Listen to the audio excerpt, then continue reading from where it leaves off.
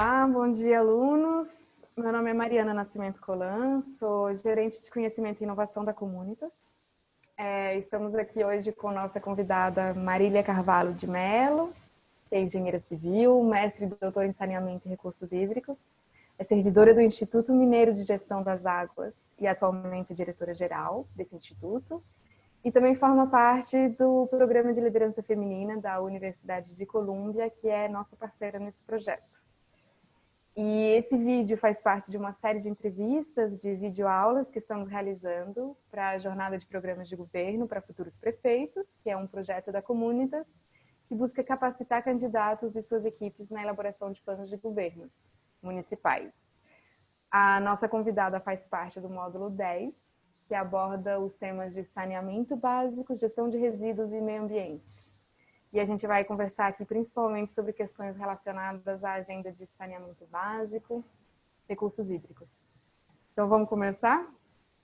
Eu queria te agradecer, antes de mais nada, Marília, por ter topado esse convite. É uma honra ter você com a gente. Eu que agradeço, Mariana, o convite. É um projeto muito importante de qualificação dos futuros gestores municipais na elaboração do plano de governo, um instrumento central nessa discussão, inclusive na escolha dos candidatos que nós teremos. Perfeito. Então, eu vou pular logo para a nossa primeira pergunta. Temos 4 perguntas sobre temas em torno desse universo. A primeira é sobre o tema de segurança hídrica. Tem ganhado pauta, né, no Brasil, dada a dificuldade dos municípios na garantia de abastecimento público. Então, eu queria ter sua opinião sobre como o plano de governo pode estabelecer ações para que os municípios não corram risco de ficarem sem água. Ótimo. Então, primeiro parte do entendimento do conceito de segurança hídrica, né, que eu acho que é muito importante os gestores municipais entenderem. Então, quando a gente fala em segurança hídrica, a gente fala em provimento de água em quantidade e qualidade para os diversos usos. E quando a gente fala por diversos usos, a gente inclui aí uma competência central do município, que é o abastecimento público das cidades. Então, eu vou abordar primeiro, do ponto de vista do abastecimento público das cidades, que a gente tem visto, né, ao longo dos últimos anos, alguma dificuldade na prestação contínua desse serviço, né, em função da insegurança hídrica. Bem, o primeiro ponto, pensando numa gestão municipal de água, é entender que a água ela não deve ser gerida para abastecimento público só a partir do ponto de captação, onde se pega aquela água para levar para uma estação de tratamento de esgoto.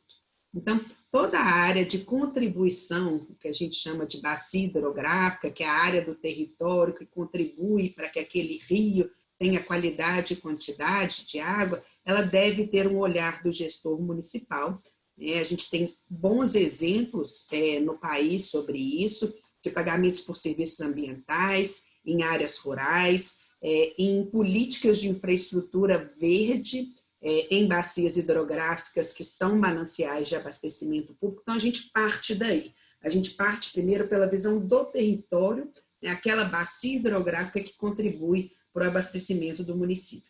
Então, nos planos de governo, essa questão deve ser abordada e não só uma visão do cano para frente, né? Falando de uma maneira muito próxima da realidade que nós temos hoje no nosso país. Bem, não que o do cano para frente não seja importante, também é muito importante, né? Então, quando a gente pensa em provimento de água, nós temos que repensar o modelo de abastecimento de água no país, que nós temos, em média, 40% de perdas físicas depois da estação de tratamento de água. Então, a água ela já é limitada no território, eu capto a água no ambiente natural, trato aquela água e depois, que tem um custo, né? E esse custo, ele obviamente, ele retorna para o usuário, ou seja, para o cidadão, e eu perco grande parte dessa água na distribuição. Então, essa visão geral de segurança hídrica para abastecimento público, ela deve ser uma pauta prioritária, né, nos planos de governo, numa visão de futuro, mesmo porque nós temos, né, hoje já algumas modelagens mostrando as incertezas futuras dos eventos hidrológicos extremos, de seca e de chuva também, né, que impactam e precisam de um planejamento de curto, médio e longo prazo dos gestores. Bem, além disso, eu queria abordar também segurança hídrica, uma outra perspectiva, a perspectiva da drenagem urbana. A gente fala em segurança hídrica no provimento de uso, mas também tem uma abordagem de segurança hídrica em relação ao cuidado com a população em relação a eventos de chuva intensa, o que a gente também vê o mês de janeiro no nosso país, né? É muito normal a gente ver nos jornais perdas econômicas, perdas de vida, pessoas sem casa, em função de falta de uma política de drenagem urbana adequada. Bem, isso traz um pouco uma visão, né, de integração de políticas públicas no município, porque tem muito a ver com o uso e ocupação do solo, com o modelo que o uso e ocupação do solo é estabelecido no município, mas é um tema absolutamente importante de ser abordado nos planos de governo, pensando em conceitos de infraestrutura verde dentro da área urbana, né, em modelos de redução de impermeabilização, em modelos de incentivos econômicos. Nós temos exemplos no Brasil de IPTU verde, né, com incentivos econômicos para aquelas edificações que têm um outro tratamento com a questão da água, telhados verdes, captação de água de chuva, reaproveitamento de água de chuva. Então, esse também é um tema muito importante que pode ser agregado nos planos de governo. Perfeito, Marília. Agora, se a gente passar para a segunda pergunta, o tema agora é mais saneamento, né? A gente sabe que é uma agenda transversal com outras políticas públicas, principalmente com a questão de uso e ocupação do solo. O que você pode falar sobre isso quando a gente pensa em provimento de água, esgoto e drenagem urbana, principalmente em municípios de pequeno e médio porte, com realidades urbanas e rurais, e como isso pode ser tratado nos planos de governo? Bem, essa pergunta, ela também, né, nos remete um pouco à introdução que eu fiz na primeira resposta, e a gente pode dividir ela em algumas etapas para a gente ter um melhor entendimento. Então, quando a gente fala em saneamento, nós estamos falando de água, esgoto, drenagem e resíduos sólidos, né? No final das contas, esses temas são todos muito interligados, né? Mesmo que a gente olhe para o resíduo sólido e pense assim, ele é um pouco diferente de água, esgoto e drenagem, né? Um dos grandes problemas da drenagem é o excesso de resíduos dispostos de maneira irregular, né, nos sistemas de drenagem, que entopem os sistemas de drenagem. Então, esse é um ponto dessa integração, dessa visão integrada das 4 componentes de saneamento, que deve ser absorvida, né, nos planos de governo e no planejamento dos governos municipais, das cidades de pequeno e médio porte também. Bem, quando a gente fala em água e esgoto, inicialmente, vamos fazer, né, essa dobradinha água e esgoto, o novo marco do saneamento, nós vamos falar um pouco mais em detalhe sobre ele, mas ele já traz aos municípios esse desafio de integrar a prestação desses 2 serviços. Então, nós temos ainda muitos municípios no Brasil que água e esgoto não são cobrados, né, não tem tarifa. Então, esse é um primeiro ponto a ser avaliado, né? Quando a gente traz uma prestação de serviço de qualidade, a gente precisa, né, de que essa prestação de serviço ela seja remunerada. Obviamente, essa remuneração ela passa por uma avaliação da capacidade de pagamento do usuário. A gente não pode ter o mesmo tratamento com pessoas de vilas e favelas ou pessoas na área rural com grandes consumidores de água. Então, essa avaliação, primeiro, da prestação de serviço do saneamento, ela é muito importante. E como essa competência é municipal, eu acho que é bom a gente reforçar isso, né? O titular da prestação de serviço é o município. Então, a função primeira, a responsabilidade primeira é o município, é do município. Bem, e aí a gente traz um ciclo virtuoso, porque eu digo sempre, a gente capta água, abastece a nossa população e normalmente não trata o esgoto. E o não tratamento de esgoto gera poluição da água no próprio município, que precisa da água para abastecer as pessoas, mas também para o seu desenvolvimento econômico e social. Porque a questão da qualidade da água ou da disponibilidade da água não é só para o saneamento ou para o abastecimento, né? Ela é uma questão muito mais ampla, pensando nessa transversalidade de desenvolvimento econômico e social de um município. A qualidade da água, que tem uma relação com os esgotos, tem uma relação direta com saúde pública. A disponibilidade de água tem uma relação direta com o desenvolvimento econômico. A partir do momento que a maior parte dos processos produtivos, eles têm água como um insumo importante. Então, voltando um pouco, né, para a realidade dos municípios e para os planos de governo, que é o nosso principal objetivo, essa visão transversal da importância da água do saneamento e quais são, né, as ações que devem ser previstas para garantia do provimento de água para abastecimento público, mas também para todos os outros usos, né? O tratamento de esgoto como uma política prioritária para qualidade ambiental e qualidade de vida da população, a partir do momento que nós estamos falando que saneamento tem uma repercussão direta com saúde, né? Nós temos vários dados internacionais, inclusive da Organização Mundial de Saúde, que diz, né, que a cada R$1 investido em saneamento, são R$4 economizados na área de saúde, e esses R$4 que são economizados, os gestores públicos têm ali à sua disposição para outros investimentos. Então, trazer essa visão para o plano de governo é muito importante. E a drenagem urbana, eu comecei a mencionar um pouco, né, e recentemente eu busquei alguns dados. Nosso maior problema de eventos extremos em municípios é enchente, né? Então, nós temos dados já consistidos para o Brasil que mostram isso claramente, né, que o nosso principal problema é as perdas econômicas que isso gera para os municípios. Por quê? As enchentes destroem as nossas cidades, né? Quando a enchente destrói grande parte das nossas cidades, o município tem que dar conta de reconstruir essas cidades. Então, as perdas econômicas são muito grandes.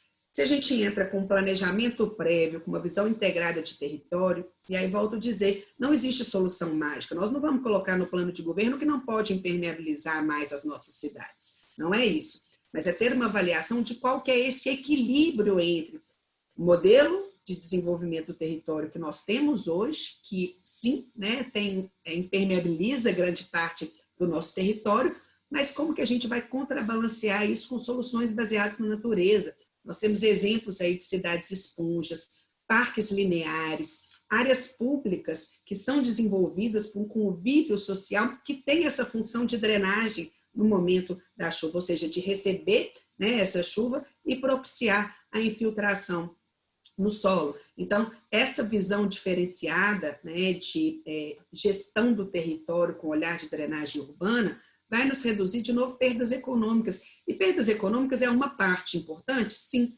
mas mais do que ela, são perdas humanas, né? São perdas, pessoas que perdem as suas casas, que ficam sem casas, que vão para alojamentos, e o custo político disso para o prefeito, que está agora aqui planejando o seu futuro, né, é de fato muito grande. Então, essa questão da drenagem urbana é um desafio no Brasil, porque como é uma questão difusa, não é um cano que eu vejo no esgoto, um cano que eu vejo na água, é mais difícil de ter essa visão, né, geral, sistêmica, mas ela é muito importante. Hoje as áreas rurais, elas têm, né, esse papel importante, e a drenagem urbana é um problema, especialmente nas áreas urbanas. Bem, voltando um pouquinho para essa questão das áreas rurais, eu queria mencionar também que nós precisamos ter políticas municipais de saneamento rural. Isso é muito importante. O saneamento no Brasil, que ainda tem muitos desafios na área urbana, se a gente for para a área rural, os desafios são ainda maiores. As soluções das áreas urbanas não são as soluções para as áreas rurais. Nas áreas rurais a gente não tem uma população adensada, então o sistema, né, de coleta, de rede, ele tem que ser pensado totalmente diferente, porque não é viável, né, você ter um sistema de rede de esgoto ou de abastecimento de água como a gente tem em centros urbanos, mas nós temos hoje muitas tecnologias simples, né, que devem ser pensadas para a área rural. Eu queria dar aqui alguns exemplos. O tratamento de esgoto de pequenas comunidades rurais, né, assim, com fossas bem operadas, interligadas com sistemas de reuso agrícola. Então, você pode ali ter soluções que são soluções para uma questão do saneamento, mas que também gerem um insumo para potencializar um arranjo territorial, um arranjo produtivo na área rural, na área de agricultura. O esgoto tratado, ele é insumo na agricultura. O esgoto tem em si, né, o que a gente chama de nutrientes, nitrogênios e fósforo, que o setor agrícola compra no mercado para utilizar como fertilizante. Então, ter essa lógica rural, pensando nessa integração do saneamento com o modelo de produção rural, é muito importante que esteja, né, nos planos de governo. E a água da mesma forma, né? Nós temos bons exemplos no país. Eu quero aqui destacar, existe um programa que chama Programa Água Doce, que está funcionando muito bem para o semiárido brasileiro, com essa visão integrada, né, de uma organização também das áreas rurais, das comunidades rurais, para o abastecimento público ali daquela comunidade, não só soluções individuais, mas soluções comunitárias que devem ser trazidas também, né, para o plano de governo, obviamente, vendo a especificidade de cada município, né? As áreas rurais normalmente são áreas que têm, né, essa vocação agrícola. Então, é por isso que eu mencionei esses exemplos. E, por fim, falando um pouco sobre os resíduos, né, nessa visão de saneamento de maneira integrada, nós sabemos que resíduos sólidos é também ainda um desafio, né? Nós temos aí mais ou menos 1.036 unidades no país que são lixões, então, com disposição inadequada no solo, gerando problemas ambientais seríssimos, gerando problemas de saúde. Sabemos também que o resíduo, na visão do município, ele pode virar uma oportunidade, né, a partir do momento que a gente trabalhar o resíduo com uma visão de reciclagem, que é muito importante, e que a gente tem aí, né, nos planos de governo, essa visão integrada dos resíduos sólidos urbanos com os outros resíduos também que são gerados no município, né? Resíduo da construção civil, que é responsabilidade do gerador, mas que o município tem uma função importante na regulação, resíduos da área de saúde, e os resíduos sólidos urbanos, né, que aí, de fato, é um ponto mais central. E ele se integra, porque resíduo que não é tratado ou que não é disposto adequadamente vai para a drenagem urbana, vai para o rio, gera poluição, né, e perda de qualidade ambiental e saúde nos municípios. Perfeito. Então, já pegando o gancho do último tema que você trouxe, será que você poderia falar um pouco mais dessa parte do saneamento, que é a questão da gestão de resíduos, né, que é um desafio comum a todos os municípios do Brasil? A gente tem a política de resíduos que define como diretrizes a não geração, a prevenção da geração, a redução da geração, a reutilização e o reaproveitamento, a reciclagem, o tratamento e a destinação final ambientalmente adequado. Será que você poderia trazer alguns exemplos de ações concretas de como isso pode ser transformado em política pública no plano de governo? Excelente, Mariana, a pergunta. A questão, o resíduo, como a gente começou a abordar, fazendo um link com a fala anterior, bem, a primeira questão do resíduo é essa, assim, nós temos uma geração de resíduo per capita que é diferente conforme, né, a classe social, mas, de qualquer forma, dispor esse resíduo em algum lugar sempre é um problema para os municípios, né? Por quê? Primeiro, por causa de espaço físico, realmente, né? E por causa do custo, né, que é essa gestão. Bem, então a gente parte, enquanto política pública, do início. Vamos reduzir a geração de resíduos, né? Então, esse é o primeiro ponto.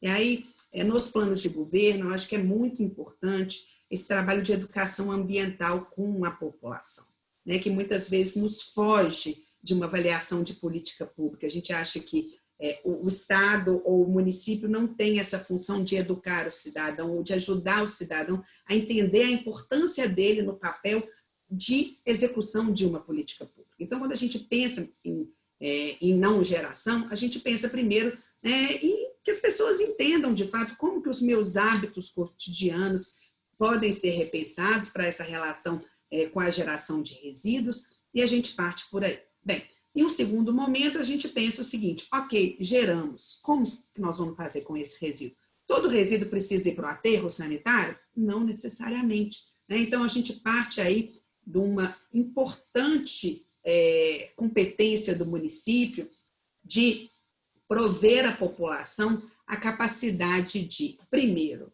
separar o seu resíduo, né, em reciclável e não reciclável, né? Então, esse é um papel, sim, do cidadão, mas é um papel do cidadão a partir do momento que o município provê essa capacidade. Digo por quê? Né? A gente ouve as pessoas falando, eu separo o meu resíduo, mas aí vem um caminhão de lixo e junta tudo, né? Então, essa é a primeira questão colocada para o planejamento da política de resíduos. Né? Como que nós vamos lidar com esses materiais recicláveis? Quais são as políticas que o município terá, primeiro, de coleta ou de pontos de entrega? E aí eu trago aqui alguns exemplos, né?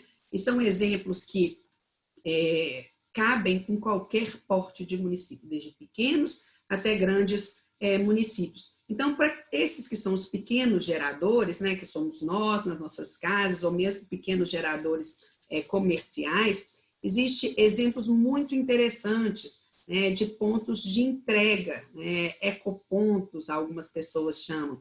Então, os municípios se organizam, criam esses pontos de entrega para a população ir lá e levar aquele resíduo que tem capacidade de reciclagem. Em alguns casos, tem incentivos financeiros para a população, como eu dei o exemplo do IPTU verde, para a questão do uso da água, né, da drenagem, da edificação como um todo. Eu dou aqui o exemplo, né, desses ecopontos como uma possibilidade de pagamento por serviços ambientais, porque, de fato, o cidadão que sai da sua casa, separa o lixo, entrega em determinado local, ele está prestando um serviço a toda a sociedade, né? A gente tem um exemplo de Fortaleza que tem desconto em conta de luz, mas poderia também ser, né, no IPTU, um desconto no IPTU, e os prefeitos, né, os candidatos que agora estão se planejando, não tem que enxergar isso como perda de receita, porque se a gente pegar os economistas e colocar na ponta do papel, isso não é perda de receita, isso é ganho de receita, né, de outras formas. Então, esses ecopontos, né, como uma forma de recepcionar esses resíduos, e aí, eu recepcionei, o que eu faço do ponto de vista de política pública? Aí eu quero dar um outro exemplo, né, que aqui eu sou de Belo Horizonte, em Belo Horizonte em Minas Gerais a gente tem, né, uma legislação que institui a Bolsa Reciclagem, que é uma outra forma de pagamento por serviços ambientais, dessa integração, né, do município e dos estados, mas aqui especialmente do município, com os catadores, né, com as cooperativas de catadores. Então, nós estamos gerando aí uma oportunidade de renda, uma oportunidade de inclusão social. Então, a gente começa a fechar um ciclo desde o gerador, nós em nossas casas, que vamos entregar os nossos resíduos já separados, com uma visão de não geração, em uma área pública gerenciada, né, pelo município, que vai gerar com isso inclusão social, né, através dessa relação com as associações de catadores. Então, essa visão integrada do resíduo é muito importante e isso diminui custo. Por quê? Quanto menos resíduo chegar no aterro, mais barata é a operação do aterro sanitário.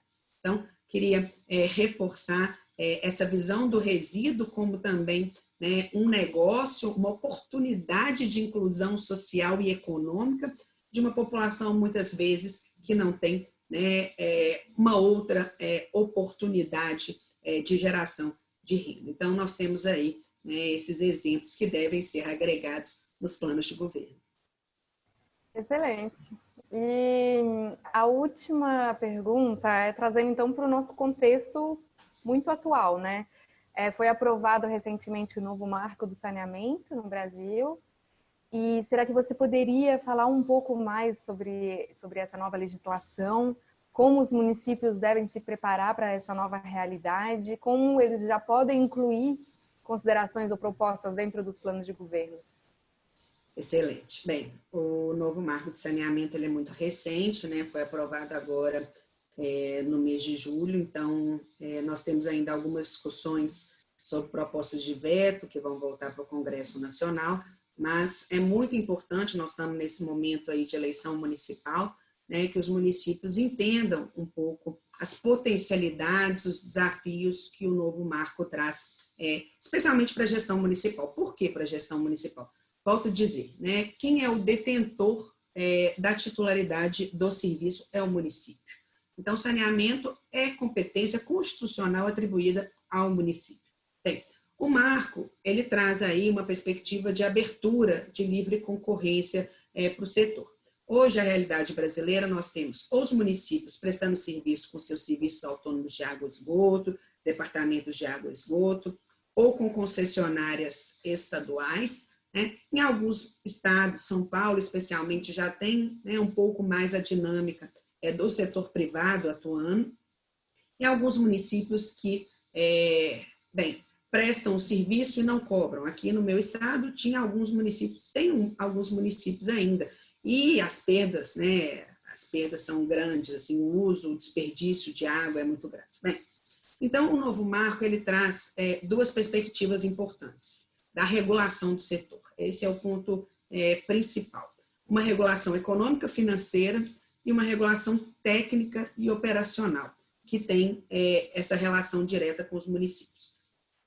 E a grande preocupação, como nós estamos falando aqui, especialmente dos pequenos e médios municípios, que é o nosso foco aqui nessa capacitação para os planos de governo, é avaliar, né, qual que é a atratividade da prestação de serviço do meu município para um privado, por exemplo, investir. Né? Então, o novo marco, ele traz a possibilidade de prestação de serviço regionalizada, de integração de vários municípios para uma determinada, né, empresa privada, ou uma PPP, um modelo, né, que foi estabelecido, venha e preste esse serviço. Isso significa o quê?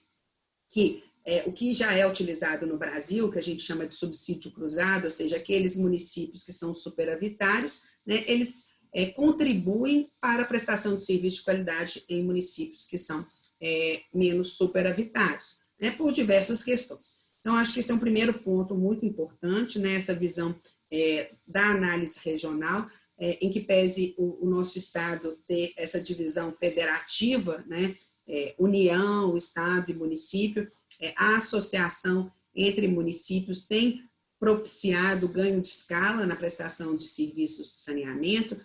No resíduos sólidos já tem acontecido, hoje nós temos no Brasil, né, aterros que atendem vários municípios, regiões, e a ideia é que com o novo marco regulatório isso também possa ocorrer para água e esgoto. Bem, alguns pontos que eu gostaria de destacar, que eu acho que é muito importante se pensar num plano de governo, com uma visão de futura, é isso. Primeiro, o conceito de universalização do saneamento. Eu acho que esse é o primeiro conceito que a gente não pode tirar, né, de cabeça dos nossos gestores públicos municipais.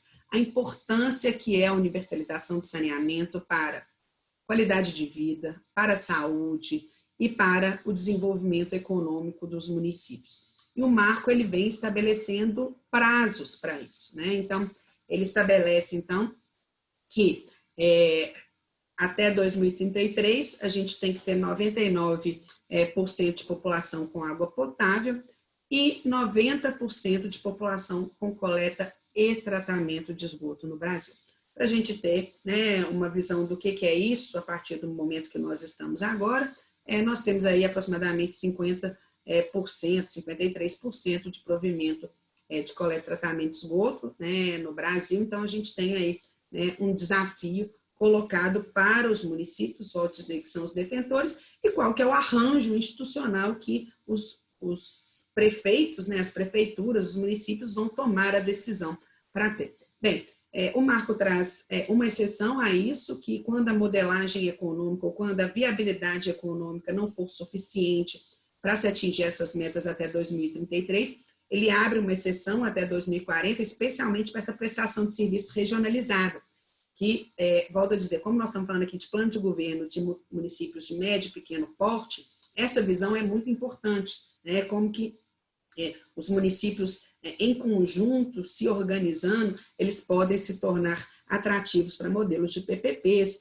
né, para modelos de investimento privado. Esse é um ponto de destaque do marco.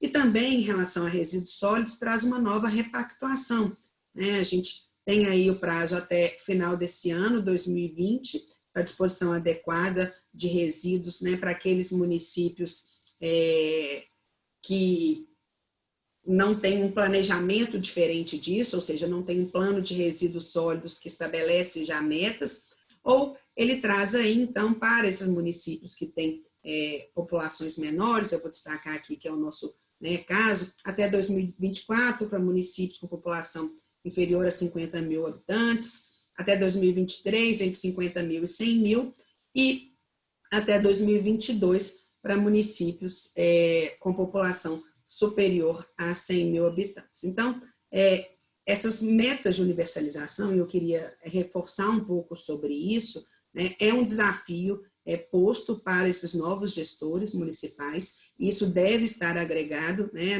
no plano de governo, numa visão de prover esse serviço para a população. Bem, e aí eu queria trazer aqui duas outras questões importantes também para um plano de governo.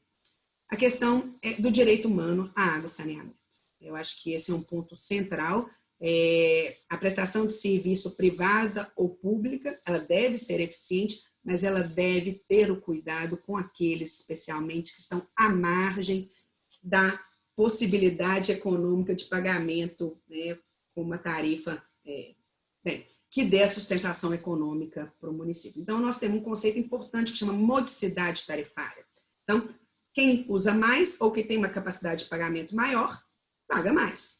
Quem usa menos ou quem tem uma capacidade de pagamento menor, paga menos. Então, o município, nessa negociação de um processo de contratualização, né, que é um contrato, né, de concessão ou de PPP, o que for, ele tem que deixar isso muito claro para que ele faça o papel do poder público, que é também, mas que é fundamentalmente, né, o olhar para essas pessoas que não têm acesso à prestação de serviço simplesmente por uma troca econômica. Então, esse é um ponto muito importante, que não é só se aplica a vilas e favelas, mas também se aplica à área rural que nós falamos, né? A área rural não necessariamente ela tem potencial econômico, mas ela precisa ser provida numa visão mais ampla de regulação do setor. Então, eu queria destacar essa questão do direito humano à água e saneamento, né, que é uma questão muito importante nessa visão para os novos gestores que se colocam aí, né, nesse nobre lugar de prestar serviço de qualidade para a população, e isso começa no plano de governo. Então, o olhar para todos dentro de uma cidade, ele é muito importante. Então, falei da universalização, falei do direito humano, da água e saneamento, e vou falar, por último, da qualidade da prestação de serviços, que eu acho que é um ponto também muito importante que o Marco traz. A regulação, ela não deve ser uma regulação só econômica e financeira. Ela deve ser uma regulação na qualidade da prestação de serviços, né? Então, não adianta eu ter uma estação de tratamento de esgoto se ela não for bem operada. Não adianta eu ter um aterro se ele não for bem operado. Então, nesses contratos também, o novo marco traz que devem ter padrões de qualidade operacional, né? Então, qual que é o percentual de falhas no abastecimento público que eu, enquanto gestor público, quero deixar para a minha população? Isso vai estar lá, né, no contrato que vai ser estabelecido. Então, qual que é a qualidade que o esgoto deve ser tratado para que eu tenha uma qualidade dos rios urbanos, né, que é absolutamente importante para a qualidade ambiental, para a saúde da minha população. Isso vai estar lá. E o gestor municipal tem um papel central, volto a dizer, por ser o detentor da titularidade do serviço de saneamento. Então, esse é o terceiro ponto, que essa visão não só econômica e financeira, mas uma visão técnica de resultados que vão entregar qualidade de vida e saúde para a população. O saneamento foi relegado ao Brasil, há muito tempo, né? As pessoas falam, a obra de saneamento não dá voto, nós precisamos mudar essa visão, né? E tenho certeza que esses gestores que agora, né, a gente tem a oportunidade de construir juntos, nesse momento, uma nova visão de plano de governo, porque a gente começa lá, né, no plano de governo. Eu leio o plano de governo de todos os candidatos da minha cidade, todos os anos, para eu saber em qual eu devo votar, qual está mais próximo daquilo que eu acredito que deve ser uma política pública municipal. E que depois esses planos de governo virem, de fato, planos, né, de governo, com uma visão não só e aí eu queria deixar, né, uma mensagem final aqui, não só uma visão de tempo político da visão de governo. Nós precisamos ter gestores públicos que pensem que na área de saneamento, meio ambiente, recursos hídricos é fundamental em curto, médio e longo prazo. Não necessariamente eu vou entregar todas as obras na minha gestão, mas eu vou entregar muito na minha gestão e vou deixar um legado de futuro. Né? A visão de uma gestão de longo prazo, um planejamento de longo prazo de políticas públicas, e isso, o plano de governo na área de saneamento, meio ambiente, água, ele deve trazer, é fundamental se a gente quer construir, né, um país que, de fato, traga qualidade de vida para os nossos cidadãos. Então, Mariana, eu queria, né, assim, concluir a minha exposição aqui dessa pergunta dessa forma. Excelente, Marília, perfeito. A minha última pergunta era justamente qual era o recado final que você queria mandar para os nossos candidatos. E você acabou, assim, fez um panorama geral e acabou com a cereja no bolo. Foi excelente, muito obrigada, muito conteúdo, ficamos muito felizes com a sua contribuição. Eu que agradeço essa oportunidade, como eu disse, assim, queria parabenizar o Comunitas, a Colômbia, né, por essa iniciativa. É uma iniciativa louvável, né, a gente poder auxiliar e contribuir para uma visão de plano de governo. É um momento muito estratégico da construção da política pública municipal, esse momento. Então, queria parabenizar, né, e agradecer a oportunidade de estar aqui com vocês, contribuindo com esse projeto tão importante.